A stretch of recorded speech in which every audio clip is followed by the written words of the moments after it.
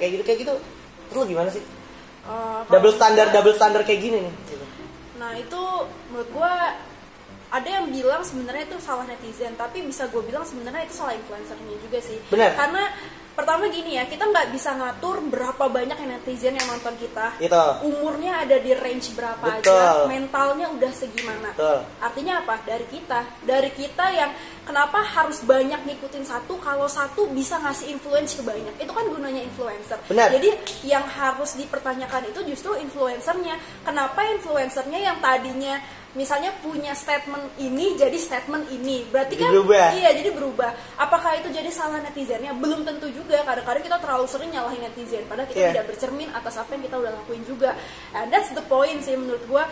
Dari influencernya juga harus punya standar. Lu tuh pengen berpegangan sama apa dan lu tuh pengen narik masa dengan pemikiran seperti apa gitu. Konsisten sama itu. Konsisten ya. Kalau kita bicara netizen, bicara influencer, bicara toxic ini related banget sama hal yang mau gue bahas selanjutnya. Oke, gitu. betul. Kayak kalau kita bicara toxic, lu muak gak sih kadang sama netizen dengan toksiknya? Tapi lu tahu kan pasti muasal dari toksiknya netizen tuh karena nonton gitu kan. Iya, nonton betul. influencer dan kita tahu lah influencer siapa yang toksik dan kemarin sempat dibahas di kelas malam KRPI lo. Iya. What do you think about it? Gitu. Yang pertama mungkin kita udah tahu lah ya siapa influencernya. Tapi gue mau ngasih statement lagi sama lu tadi, dimana ya kalau lu toxic nih, terus lu nggak pengen ditoksikin, aneh gak sih? Aneh gak sih? Okay. Terus lu ngeluhin orang lain dan banyak orang tuh toxic sama lu. Terus lu kaget ya? Iya, terus lu kaget di saat lu harus mirror, lu tuh toxic, ngerti ya sih? Konten lu tuh toxic gitu. Aduh, sesimpel itu. Jadi ini Lihan bukan? Iya, bukan kan? Lihan udah jadi lumayan baik sih daripada Enggak, ini gue to be clear aja karena mungkin pasti bakal ada yang belok gitu kan. Ini Lihan apa bukan? Bukan. Jadi selain Lihan yang toksik ya, Pak. Gue kasih clue aja. Jadi gini loh, intinya adalah kayak kalau lu kok jangan mempertanyakan orang lain kenapa kayak gitu di saat lu kayak gitu kan sama orang lain. Yes. Udah itu simpelnya itu aja, kalau lu tanya akarnya di mana, itu akarnya. Dan udah, itu bisa akarnya. jadi yang lu perbuat adalah akar dari semua ini gitu ya. Bumerang buat lu juga gitu. Kayak lu bilang anjing netizen OV toxic mendingan gua move ML. Lah yang buat toxic kan lu gitu ya. Bener. Exactly. Yang bikin toxic kan lo juga gitu. Mungkin banyak orang lain tapi lo to be part of it juga. Sama gue agak benar-benar trigger sih sama statement doi yang kayak ini no offense ya, bener kalau mungkin lo nonton Tang ya, gue nggak tanpa mengurangi rasa hormat gue ke lo ya, lu menurut gue pribadi kalau misalkan menurut lo gimana bebas, tapi menurut gue pribadi lu tetap gak bisa dalam stream lu ngomong 3 juta tuh uang yang dikit. Lu karena lu nggak pernah tahu nyari duit orang tuh di luar sana tuh susahnya kayak gimana anjir. Kayak ada yang ngamen, ada yang kerja berangkat jam 9 pulang jam 5 gitu. Lu nggak bisa ngecap uang 3 juta tuh uang geli-geli, ya kan? Betul. Kayak lu juga trigger hal itu kan pasti kan? Iya, sebenarnya gue nggak tahu ya kok dari sistem YouTuber gimana, karena gue nggak pernah nge-YouTube, gue nggak tahu sistem donasi itu kayak gimana, 30 menit itu cepat atau enggak buat masa AOV, sebenarnya gue sendiri nggak tahu. Cuma menurut gue berapapun angkanya itu sesuatu yang tetap nggak bisa diremehin. Iya, nggak bisa lu, maksud gue sekecewa-kecewanya lu harus punya batasan atas diri lu sendiri, itu tuh nggak bisa lu publish kayak gitu. Yes. Gitu. Karena itu kan value yang ketika kita bicara value berarti kita bicara tolak ukur ya. Kalau misalkan lu bicara tolak ukur ini kan tentatif nih. Kalau misalkan lu bilang geli-geli ya secara nggak langsung ya, terlepas lu bermaksud kesana atau enggak, ya lu lagi ngerendahin angka tersebut gitu yang lu bilang geli-geli itu. Dan menurut gua 3 juta tuh nggak geli-geli. Tapi nggak tahu kalau ternyata lu di luar sana lebih kaya atau enggak. Tapi balik lagi ya, ketika lu berbicara sama orang atau lagi publik, lu nggak boleh ngerendahin orang dari materi gitu. Karena orang yang support lu, ngasih uang lu sampai angka segitu juga dengan segala keikhlasan mereka, gue yakin. Tapi ketika mereka tahu kalau apa yang mereka berikan dengan rasa ikhlas diremehin, orang pasti nggak terima gitu. Sebenarnya dari gue pribadi ya, gue nggak masalah dia mau bikin konten apapun. Nggak masalah, gue juga nggak masalah. I mean dia YouTuber, terus gue mungkin netizen masalah, tapi dari sisi pandang gue secara logik itu tuh nggak masalah. Tapi attitude dia untuk nge-bring masalah yang tadi lo shot itu menurut gue cukup krusial sih. Cukup krusial karena gini, lu udah lu udah komit nih mau coba balik lagi kan di scene OV ya kan, yang mana emang karena lu besar juga, sempat besar juga di OV dan lu balik lagi ke OV, it's good menurut gue. Semua orang juga menyambut dengan baik, dengan hangat, makanya lu juga notif saweran lu gak ada intinya. Bahkan pas dia awal stream pun itu gue nonton, dari dia lupa ID apa segala itu sampai notif stream yang gak berhenti gue nonton gitu. Jadi emang ya gue itu cara bentuk support gue untuk dia gitu. Tapi yang agak sangat disayangkan ya ketika pas dia ngomong kayak gitu 3 juta tuh geli-geli menurut gue. Yang kayak gitu semoga bisa jadi pelajarannya sih buat kita semua, dan bisa jadi bahan evaluasi lagi buat Bintang, karena gue yakin Bintang nih yang nonton udah bukan bocah-bocah di bawah umur gitu, bocah-bocah yang udah bisa mikir, yang udah bisa kritis gitu maksud gue gitu. Kritis untuk toxic. Ya kalau oke, kita balik lagi soal toxic ya. Kalau toxic ya balik lagi ke arah personnya gitu. Ketika lu siap ngetoksikin orang ya lu jangan kaget kalau lu toksikin orang. Kalau gue sesimpel itu. Mau lu punya mental illness kayak, lu mau punya mental breakdown ya, mau punya mental breakdance, freestyle segala macem. Kalau lu udah siap ngetoksik ya lu. Dan kalau lu udah siap di lingkungan toksik, secara nggak langsung lu memposisiin diri lu untuk berada di level itu gitu. Jadi ketika ada hujatan atau hal-hal yang berbau hate speech atau toxic ya lu akan harusnya terbiasa gitu. Itu relate sama banyak drama yang terjadi. Relate gitu. Kayak ada nih yang masih drama yang joke yang sama, kan dia marah gara-gara dia dikatain ini. Iya. Tapi di waktu yang sama dia nge-starting toxic gitu. Dan dia sampai bilang di klarifikasinya, gue dan teman-teman di lingkungan gue itu gaya hidup, gaya bicaranya itu memang toxic kayak gitu. Ya udah simpen sama tongkrongan lu aja. Iya, dan oke, itu simpen sama tongkrongan. Nextnya adalah kok lu ke-trigger ketika lu di-toxic, ngerti gak sih? Iya, katanya lu sama anak-anak tongkrongan lu anaknya toxic. Iya, tapi biasanya ditoksikin orang lain trigger. Nah, itu. Jadi tolong gitu. Iya, gitu. Refleksi ini kaca nih, refleksi gitu kan. Refleksi diri nih muka gue. Iya gitu. Seperti itu, Bapak. Iya. Sama apa lagi ya? Itu sih gue jujur ya, gue sama Bintang lumayan trigger soal yang 3 juta geli-geli. Terlepas dari Bintang setuju apa enggak, boleh feel free discuss, kita bisa DM. Lu bisa DM gue atau gue bisa DM lu nanti kalau misalkan berlanjut atau gimana. Cuman ini emang pure gue pengen keluarin di konten aja, karena kalau misalkan cuman cuap-cuap di Instastory kayak nggak ada impact aja sih buat gue gitu. Karena kalau di sini kan netizen OV suka drama, nah gue bikin sedikit nih gitu ya. Nah tuh gue nggak suka ngomong 3 juta geli-geli, terlepas itunya doang ya, jadi bukan ya terlepas hal. Makanya gue bilang lu toxic bodo amat gitu, konten lu toxic bodo amat, karena itu semua balik lagi konsumsi publik dan nggak bisa kita ini. Tapi ketika lu merendahkan materi gitu ya kan, itu pasti bakal nge-trigger orang-orang yang tahu gimana caranya kerja keras cari uang untuk nominal segitu doang gitu. Lagu sad song. Ya, aduh, gue merepresentasikan semua orang yang pekerja keras lah. Iya, gitu. iya. Bener sih, gue setuju juga sih untuk soal itu. Because I feel it. Iya, kita kan juga masih nggak kayak orang-orang yang bangun-bangun atau lahir langsung tajir gitu kan. Kayak kita benar-benar dari nol juga, orang yang sederhana. Dan lanjut setelah itu tadi kita udah bahas apa sih, drama juga udah, joki udah, terus bahas yang 3 juta geli-geli juga udah. Terus lagi nih paling menurut tadi ada juga pertanyaan dari Facebook, karena kan gue buka open ini ya, gue lihat lagi deh, gue make sure ya. Oke. Gue lihat dulu pertanyaan kalian dari KRPA ini ya. Karena di KRPA lu bikin kayak apa sih, questioning gitu. Ada yang mau nanya nggak Marara gitu ya kan. Wow, menarik. Tadi itu yang pasti ada yang nanya gini, menurut pandangan lu AOV ini kira-kira cara untuk tetap sustain atau paling enggak makin banyak peminatnya itu gimana sih? Sebenarnya pertama yang harus diubah mindset dulu ya. Mindset dulu. Jadi mindset apanya nih? Nah ini yang pengen gue jelasin. Kenapa semua orang pada bilang AOV sepi? Pertanyaannya emang AOV sepi? Pertanyaan cuma sampai situ dulu aja. Bahkan sebenarnya kalau kita bandingin dari 3 game Garena yang paling gede sekarang, ada CODM, OV sama Free Fire. OV itu masih di tengah-tengah, lebih besar daripada CODM, tapi memang di bawah Free Fire. Dan kalau kalian tahu, saingannya ML kali ini cuma satu, OV doang. Oke. OV doang. Jadi statement kalian OV sepi itu dari mana? Ngerti gak sih? Apakah karena kalian ngebandingin sama kompetitor atau kalian udah ngeliat semua keseluruhannya? Jadi kan harus lihat dari keseluruhannya. Gue pun baru unggah ketika mungkin memang AoV itu peminat yang kayak sampai meledak-ledaknya itu nggak kayak game lain. Tapi dia punya dia punya loyal viewer.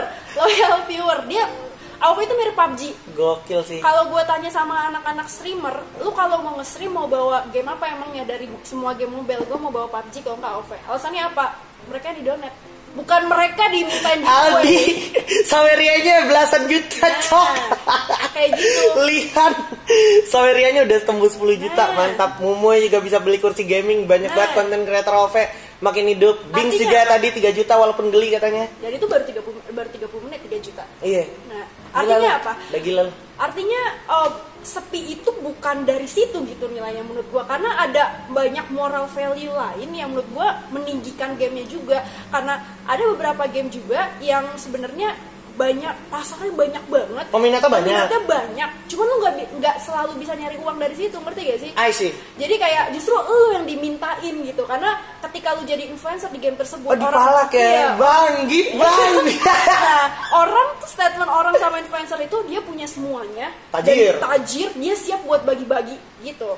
Okay. Nah, kalau tapi itu malah jadi habit yang jelek gitu. Malah jadi habit yang menurut gue masih tanda tanya itu. Menurut lu itu bagus apa enggak gitu? Bagus apa enggak? Nah, ada yang isi kontennya tuh cuma giveaway doang kayak gitu kan. Jadi sebenarnya pertanyaan gue cuma satu, apakah itu menghidupkan scene e-sportnya sendiri as a gameplaynya, turnamennya gitu. Scene e-sport tanda kutip ya. E-sportnya sendiri kan itu juga sendiri masih tanda tanya kan, yang besar karena itu. Terus bergeser kita melihat dari sisi AoV yang mungkin viewernya nggak sebanyak yang lain, tapi lihat loyalitasnya, stabilnya segini, lu bisa dapat uang segini cuma dari cuap-cuap anjir. Bahkan lebih gede dari uang cash gua bangsat. Nah, kayak gitu. Jadi artinya apa? Artinya tingkat dead game-nya itu masih belum valid gitu. Nggak valid, apalagi buat Lihan. Lu ngomong dead game depan Lihan sih lu digambar pakai duit Saweria. Iya, jadi kayak nah, terus yang menarik lagi, AoV ini tahun ini eventnya banyak banget.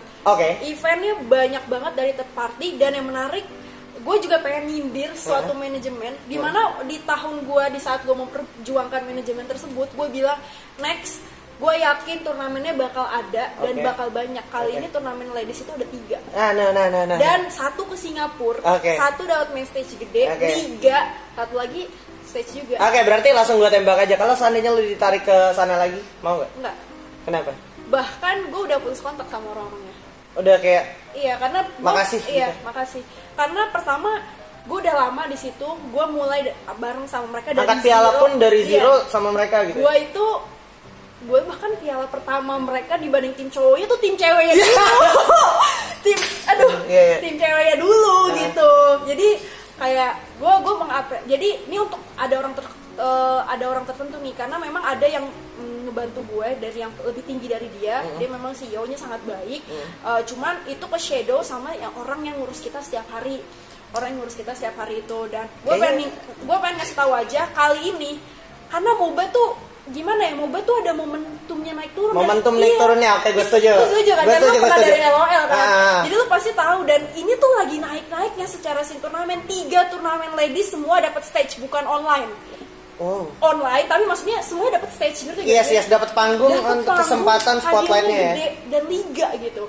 Dan bahkan ada yang ke Singapura juga. Jadi kayak menurut gue kalau lu bersabar sedikit, dan bahkan kemarin pun akhirnya setelah kita debat, kita udah hengkang sebulan, nextnya kita didramain lagi lah, nggak boleh masuk manajemen ini. Ternyata ada turnamen yang ke Singapura, FSL season 1. Jadi kayak sabar gitu, percaya dikit. Proses ya? Iya, proses, karena ini game dan ini MOBA, dan ya gimana gitu, kita nggak pernah tahu kan. Oke. Itu dia. Lu tebak aja sendiri timnya Ravaldas dulu tuh apa aja gitu. Nah, lu cari tahu antara itu tuh timnya. Nah, scene e-sport udah kita bahas dari ladies. Lanjut tadi ini dari pertanyaan KRPA juga kan. Tadi soal gue tuh tadi nanya pendapat tentang AoV ya, gitu ya. Sama tadi nah ini juga bahasan yang menarik. Ini masih menyambung sama pertanyaan yang sebelumnya. Tanggapan lu tentang AoV nih, kayak gimana biar lebih baik lagi, apalagi nanti katanya LoL Mobile kan bakalan hadir. Terus katanya juga kan LoL Mobile tuh bakalan geser semua game gitu kan, kayak ML lewat, AoV lewat, game apapun pokoknya bakal geser selama itu MOBA. Ini menurut lo gimana? Bakalan valid gak sih ini statement kayak gini? Dengan hadirnya LoL Mobile nanti gitu. AoV bakal tetap eksis gitu. AoV menurut gue bakal tetap eksis, bakal Kenapa? tetap bersaing juga sama ML juga, dan ML bakal dapat saingan baru juga di LOL. Karena kalau gue dapat dari internal ya, ini gue buka kartu sedikit, LOL itu masih yang ngurusnya itu masih belum punya apa ya. Lu bandingin sama Lokapala, dua-duanya sama game baru nih, Lokapala sama LOL. Tapi semua orang tahu ya backupan Lokapala ini gede banget, dan rencana dia sampai 1 tahun ini dia sampai bisa ngasih tahu 1 tahun ini turnamen lu apa aja, drag secepat itu Lokapala. Kita bandingin sama LOL yang udah ada saingannya di sini, udah ada OV, ada ML. Apalagi ML yang udah gede ya, gitu. udah gede banget. Sampai sekarang aja yang kabarnya masih kabar burung gitu, nggak ada tanggal. Kalau Lokapala tuh berkesan banget, kayak kemarin Hari Kebangkitan Nasional jelas tepat waktu drag gitu kelar kan. LOL tuh masih kayak nggak tahu nih nge-publishnya kapan, kita dipegang sama siapa nih jadinya, grafiknya gimana nih, enteng nggak, itu masih semua kabar burung. Jadi kayak dari yang megang itu masih gimana ya, kalah cepet gitu, kalah cepet sih, nggak kalah gesit, kalah gesit menurut gua.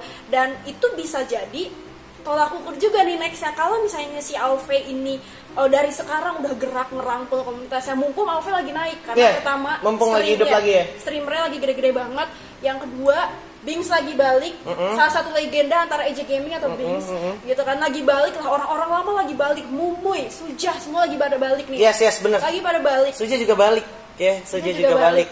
Dan turnamen lagi banyak dari semuanya, dari komunitas sampai dengan prosinnya. Ini lo harus manfaatin. Dari orang AoV-nya jangan cuma nonton, oh iya lagi naik nih, nggak bisa gitu. Nggak bisa gitu, berarti ada peranan penting juga dari internal untuk itu pasti naikin juga ya. Kalau bisa sih, mungkin VOCC udah mati lah ya, kita udah nggak tahu kayak gimana kabarnya. Ya udah bikin sesuatu yang baru lagi, yang menyentuh dan harus komunitas. Geram dari komunitas, makanya asik bikin itu ya. Karena asik juga udah geram, kayak nggak ada komunitas, oke kita gerakin gitu. Betul, dan gue kasih tahu lagi, gue suka banget FF ngerangkul. Kayak FF itu dia pintar ngerangkul influencer yang gue suka. Dan kalau lu bandingin sama ML itu youtubernya dikasih diamond tuh sampai total 10 juta, drag kayak gitu. Itu tuh Rara tahu itu bukan asal ngomong, karena dia akun manager.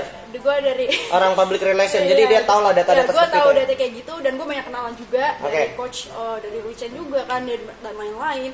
Jadi gue tahu gimana game lain tuh bekerja, influencernya tuh dirangkul banget. Nah, sisi dari AoV juga nih, ada nggak nih event-event kayak FF gini nih buat influencer, buat lebih nyentuh sama komunitas yang kayak gitu-gitu. Mungkin kecil, viewernya nggak terlalu banyak ketika nonton tim e-sport, tapi itu penting. Itu penting biar ngehidupin. Jadi yang ada di otak orang terhadap AoV itu nggak cuma scene e-sportnya aja, ada family thingsnya, ada berkah untuk si advantage untuk si influencernya, kayak gitu.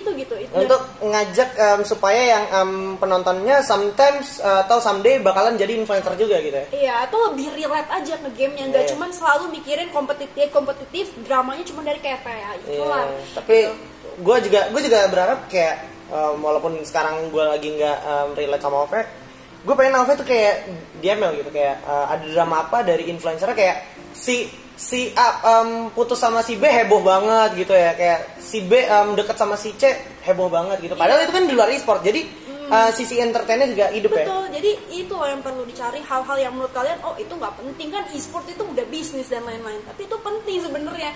And that's why menurut gue ML bisa menang juga, dan ML dari awal memang sudah menang, tapi kok dia bisa konstan padahal pernah turun waktu ESL masuk Piala Presiden kan sepi tuh yang pertama. Jadi gue langsung tabrak aja. PP pertama tuh sepi, gue tahu itu ada yang bilang sampai bayar penonton kan dan lain-lain gitu. Gue tahu itu, gue nggak tahu. Pernah turun momennya, terus kenapa bisa naik lagi? Lu tau gak sih, kita nggak punya akun-akun kayak Lambe. Lambenya MOBA itu punya, memang MOBA tapi bukan ada YouTuber. Iya, maksud gue kayak peternak lele. Iya.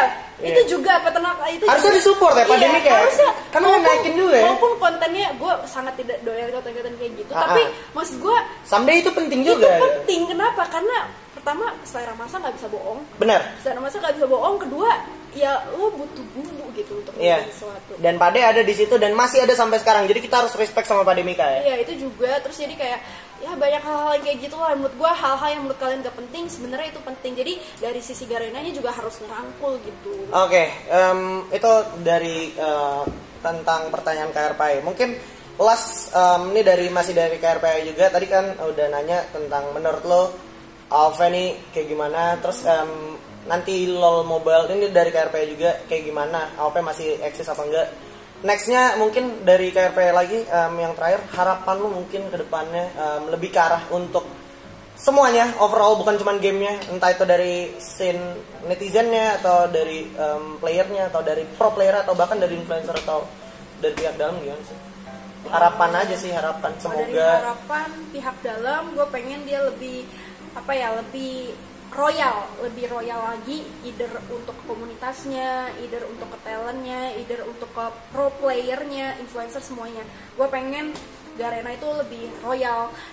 Kenapa? Karena ya itu dibuktikan nggak, maksud gue game yang lebih gede dari OV itu banyak ya, lu cermin aja gitu seberapa royalnya mereka gitu. Awalnya ML bikin MPL kayak gitu dihujat abis-abisan, woi publisher minta dana 15M apa segala gitu. Dari situ mereka bisa gede dari situ. Itu awalnya ide heboh banget. For information ya, itu tuh sebenarnya idenya AOV. Oh iya. Idenya AOV dan AOV Indonesia tadi juga pengen bikin kayak gitu. Tapi cuma nggak tembus. Oke. Nah, kira berarti nggak apa ya, bisa dibilang nggak berhasil untuk memberikan gebrakan seheboh itu gitu ya? Nggak tembus di dalamnya. Iya maksudnya kayak nggak berhasil untuk memberikan gebrakan itu karena nggak tembus gitu kan? Iya betul karena nggak tembus dari tim kreatifnya udah ada nih tapi nggak tembus. Berarti kan kurang royal dong, menurut gue sih kurang royal karena royal. Itu menurut lo pribadi ya? Iya menurut gue pribadi. Dan akhirnya disusul nih sama si ML. Awalnya memang dihujat, lihat hasilnya sekarang. Semua orang bisa nonton offline-nya terus-terusan sampai datang bawa bendera kayak gitu. Gila setiap week. Gila anjing, itu di MPL Arena tuh orang-orang jadi kayak supporter bola, udah kayak pakai shell-shell gitu. Iya, jadi ngidupin banget nonton gokil online. Banget sih, keren itu. Maniak banget, jadi fanatik gitu ya. Sama offline tuh beda banget sih rasanya. Iya. Maupun yang itu studionya kecil buat beberapa orang, gak kayak main stage, tapi kerasa banget gitu. Kerasa hebohnya. Kerasa banget hebohnya. Jadi kayak, dan menurut gue orang Jakarta yang main offline gak dikit lah buat masuk ke studio yang sama besar sama ML, menurut gue mampu ya. Mampu ya. VOCC aja rame-rame aja pada saatnya. Iya, gitu. Dan itu per region loh. Kalau kita bawa per satu Jabodetabek atau bukan, siapa tahu yang di daerah kadang-kadang turun gitu. Yang di daerah aja bahkan di Jogja, di Malang, Semarang, Malang itu gede juga OV. Jadi menurut gue nggak nutup kemungkinan ya. Iya, nggak menutup kemungkinan, kayak memang costnya lebih banyak, tapi lu bisa bersaing di situ. Itu ngebikin lu bersaing. Coba kalau misalnya online terus lu nonton doang di rumah gitu. Oke, lu kedukung sama pandemik di rumah aja. Kalau enggak ya lu udah ketinggalan, itu bener-bener total ketinggalan menurut gua. Itu mungkin itu, apa lagi? Itu dari sisi publishernya gue pengen lebih royal, lebih kreatif. Terus dari sisi netizennya juga lebih kritis, jangan mau ke bawah-bawah, punya pendirian gitu. Ya terserah. Dan mau kegiring berarti ya. Lu mau jadi orang yang toksik, ya lu berpegangan sama itu oke, lu bertanggung jawab sama orang itu oke, tapi jangan mau digiring-giring sama orang, udah gitu aja. Lu harus punya pegangan, lu mau jadi orang toksik tapi lu bisa bertanggung jawab ya, kayak gitu. Kalau ini benar ya benar, kalau salah ya salah, jangan denial. Dan jangan kayak oh iya ya benar juga ya atau gimana gitu. Itu annoying banget sih buat gue. Terus kayak jadi dari netizennya lebih kritis lagi aja, ikut kelas malam KRPI biar lebih kritis. Itu dia, kelas malam KRPI dari Ibu dosen Ravalda. Terus kalau dari influencernya juga sebenarnya so far sih influencer Alve mah baik-baik aja. So far so good ya, even kayak gue lihat mulutnya kotor apa segala itu kayak hal yang udah nggak mungkin ditutup-tutupin. Karena gini, yang gue lihat itu konten kreator Alve tuh nggak bisa gimmick dalam artian ya mereka being real. Bener. Real kayak kehidupan mereka sehari-hari kayak gitu ya begitu gitu. Enggak lu ngerasa gak sih konten kreatornya Alve itu kayak kasarnya paling cupu gitu dari sifat. Ngerti gak sih, kayak jujur banget gitu loh, kayak gak ada mukanya. Bahkan ya mitir yang udah komit buat jadi channel positif ya bener komit. Karena emang dia pengen memberikan sebuah tontonan yang adem, real life-nya juga emang dia pengen rubah jadi persona yang positif untuk keluarganya kan, katanya kan alasannya. Ya itu gitu. Kalau misalnya kayak lu nonton Aldi, kayak lu nonton Mumoy atau lihat ya ya emang mereka kesehariannya begitu, walaupun di waktu-waktu tertentu atau di tempat tertentu mereka sopan juga gitu. Itu emang kan namanya juga mereka live stream udah malam. Apa sih yang lu harapin live stream malam-malam terus masih senyum sopan gitu, nggak ada gitu. Paling jujur sih kayak nggak ada yang berusaha untuk nge-fake atau jadi orang lain, atau gue paling suka itu. Jadi gue nggak pernah ada masalah sama Bings pun juga gitu sebenarnya. Makanya gue senang-senang aja sampai akhirnya kemarin 3 juta geli-geli itu keluar gitu. Jadi agak kontra gitu. Agak berbeda. Kalau gue bisa lihat Bings tuh agak berbeda sih personalitinya ketika dia di waktu dulu sama sekarang. Gue nggak tahu apakah alasannya karena dia pindah ML atau dia pindah manajemen. Gue nggak tahu, itu urusan dia. Tapi kan gue ngeliat dari layar kaca itu agak berbeda. Oh tapi benar sih, gue setuju. Kayak gue kan tau Bings dari zaman LL juga. Dia tuh dulu nggak seceria, nggak seatraktif di YouTube gitu. In real life-nya ya dia emang anaknya fokus jadi pro player. Makanya kalau lu lihat kenapa live pad-nya Bings as a pro player ya karena memang dia trying hard to be it gitu. Nah dia di YouTube yang gue lihat itu emang dia pengen coba ngeluarin alter ego-nya yang selama ini nggak pernah dia keluarin gitu. Jadi lu ambil positifnya aja. Dan apa yang tadi gue nggak setuju sama dia, ya itu sangat wajar karena namanya kita berinternet, lu bisa setuju sama lu bisa nggak setuju sama orang. Dan kita juga ngeliatnya dari layar sih. Bener gitu. Ya itu maksud gue nggak ngebikin gue benci sama Bings atau apa, enggak. Tapi gue ngikutin pet dia dari lama ya kayak gitu. Iya, jadi gue tahu, ya kita orang tahu jadi kenapa itu harus keluar dari mulut dia, sayang banget kan. Ya kayak gitu, jadi kan dia menghibur banget anjing gitu, maksud gue kayak we lost. Itu lucu banget dan menghibur banget. Tidak logis, gue tahu kalimat dari dia. Dan kayak aku meet biar agresif gitu, itu legit banget gitu kan. So ya harapan gue juga kalau misalkan lu tanya dari KRPI tadi, harapan mungkin lebih ke arah semoga semuanya baik-baik aja, dan yang paling penting semoga pandemi ini cepat berakhir supaya event-event makin banyak lagi, balik lagi bisa offline lagi, kita temu bareng lagi ya kan, bukan cuman di e-sport tapi kita sama orang-orang terdekat ketemu gitu. Dan ya kan yang paling penting tetap support terus AOV-nya, kurang-kurangin nyari orang di KRPI karena itu nggak bakal ngerubah keadaan, nggak bakal bikin bintang lu balik kecuali lu pencet find match, abis itu lu main dan menang gitu. Yang bikin bintang lu balik itu sebenarnya lu pencet find match lagi, abis itu lu main sampai menang. Bukan lu cari orangnya, abis itu mau lu ajak berantem sampai akhirnya itu cuma jadi sensasi belaka dan nggak ada hasilnya gitu. Betul. Dah, saya mungkin thank you Batra udah ngulangin waktunya ya. Sorry banget nih gua hold sedikit dan jangan lupa kalian follow Ibu Dosen Ravalda dan juga di like fanpage-nya, atau kalian mungkin pengen Ravalda ada di YouTube, spam di DM-nya dia, Ravalda buruan bikin YouTube, gue nonton lu bangsat gitu nih. Oke, itu aja. Jangan lupa komen di kolom komentar kira-kira siapa lagi yang harus kita ajak ngobrol Blay. Kemarin Babel ngechat gue mau ngajak ngobrol Blay tapi belum dapat waktunya. Ya, dah sekian. Gue Jespen, see you guys next video, bye-bye. Rian tuh tau gue udah punya pacar, tapi gue baru tahu tadi. Kalau Lian nggak punya pacar, lu mau nggak sama Lian? Nggak tahu deh. Pulang Tapi lu udah punya pacar atau belum? Rahasia. Rahasia kenapa? Jadi bisa yes bisa no. Karena bisa yes, bisa no. Gue hampir nggak pernah nge-publish hubungan gue sih memang. Itu dia jawaban dari Ibu Dosen. Jadi buat kalian yang nanya Lian sama Rara real apa enggak, jawabannya adalah rahasia. Dah.